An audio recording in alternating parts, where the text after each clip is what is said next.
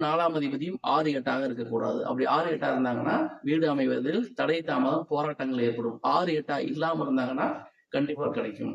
ஜாதகருக்கு காதல், குழந்தை பாக்கியம், குலதெய்வ அருள் இதெல்லாம் கிடைக்குமான்னு பார்த்தா நம்ம சொன்ன மாதிரி லக்னாதிபதிக்கும் 5ஆம் அதிபதிக்கும் 6, 8 இல்லாம இருக்கும். அப்ப ஜாதகருடைய வேலை வாய்ப்புகள் எப்படி இருக்கும்?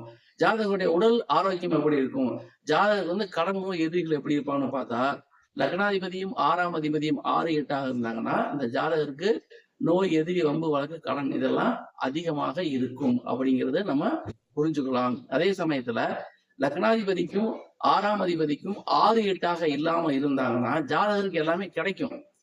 அதன் மூலமா பிரச்சனையும் வருங்கிறது நம்ம புரிஞ்சுக்கலாம். ஆக ஒரு பாவாதிபதி 6, 8ஆ இருப்பதற்கும் 6, 8 இல்லாம இருக்கிறதுக்கும் வித்தியாசம் நிறைய இருக்கிறது. இப்போ 7ஆம் அதிபதியை பார்க்கலாம். இப்ப லக்னாதிபதியும் 7ஆம் அதிபதியும் 6, 8ஆ இருந்தாங்கன்னா ஜாதகருக்கு பொருத்தமான வாழ்க்கை துணை என்பதே அமையாது. அதே சமயத்துல லைஃப் பார்ட்னரும் சரி, பிசினஸ் பார்ட்னரும் சரி ஒரு கேள்விக்குறியாக இருக்கும். சமூகத்துல இவர் பண்ற செயல்களுக்கு உரிய அங்கீகாரம் கிடைக்காது, மதிப்பு மரியாதை கிடைக்காது. இது ஜாதகருக்கு ஒரு போராட்டத்தை தரும். லக்னாதிபதிக்கும் 8ஆம் அதிபதியும் 6, 8ஆ இருந்தாங்கன்னா ஜாதகருக்கு எதிர்பாராத உயிர் சொத்துக்கள், தன வரவுகள் கிடைப்பதில் போராட்டங்கள் ஏற்படும். திடீர் பல்க் மணிலாம் வராது, உயிர் சொத்துக்கள் வராது, இன்சூரன்ஸ் பணம் வராது, ஃப்ராட் பண்ண வராது.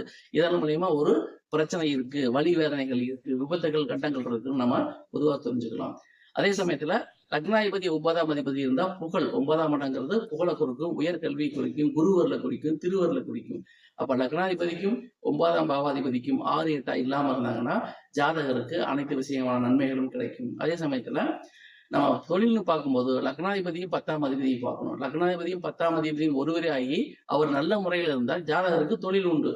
அதே சமயத்துல லக்னாதிபதியும் 10ஆம் அதிபதியும் வேறு வேறு நபராக அவர்கள் 6, 8ஆ இருந்தாங்கன்னா ஜாதகருக்கு சொந்த தொழில் இருக்காது, மாமியார் கூட ஒத்துப்போக முடியாது, சமூகத்தில் உள்ள மதிப்பு மரியாதை, பட்டம், பதவி இதெல்லாம் கிடைப்பதுல போராட்டங்கள் ஏற்படும். லக்னாதிபதியும் 11ஆம் அதிபதியும் 6, 8 இல்லாம இருந்தாங்கன்னா ஜாதகருக்கு திருப்தி, கமிஷன் மூலம் ஆதாயம், லாபங்கள் அதிகமா கிடைக்கிறது, வாழ்க்கையில சந்தோஷமா இருக்கிறது இதெல்லாம் நடந்துகிட்டே இருக்கும். சப்போஸ் லக்னாதிபதியும் 11ஆம் அதிபதியும் 6, 8ஆ இருந்தாங்கன்னா மிகப்பெரிய கேள்விக்குறி ஜாதகருடைய வாழ்க்கையில கிடைக்கும் திருப்திங்கிறதே இருக்காது. லக்னாதிபதியும் 12ஆம் அதிபதியும் 6, 8 இல்லாம இருந்தாங்கன்னா ஜாதகருக்கு முதலீட்டு தொழில் டெவலப் ஆகும். ஒரு தொழில் பண்ணிட்டு இருக்கவர் 2வது தொழில் பண்ணுவாரு. இன்சூரன்ஸ் சேமிப்புகள் அதிகமாகும். செலவுகள் அதிகமானா கூட அந்த செலவை வச்சு இன்னொரு தொழிலை அவரு கிரியேட் பண்ணுவாரு. 6, 8ஆ இருந்தாங்கன்னா ஜாதகருக்கு தூக்கம் இருக்காது, நிம்மதி இருக்காது, விரயங்கள் அதிகமா இருக்கும், மருத்துவ செலவுகள் ஏற்படும். இந்த மாதிரி நம்ம அடிக்கிட்டே போகலாம். அப்ப எந்த ஒரு செயலுக்குமே நம்ம லக்னாதிபதியை பார்த்துக்கணும். லக்னாதிபதி குறிப்பிட்ட பாவாதிபதிக்கு 6, 8ஆக இல்லாமல் இருந்தால் அந்த பாவம் சம்பந்தப்பட்ட விஷயங்கள் ஜாதகருக்கு கண்டிப்பா கிடைக்கும். லக்னாதிபதியும் அந்த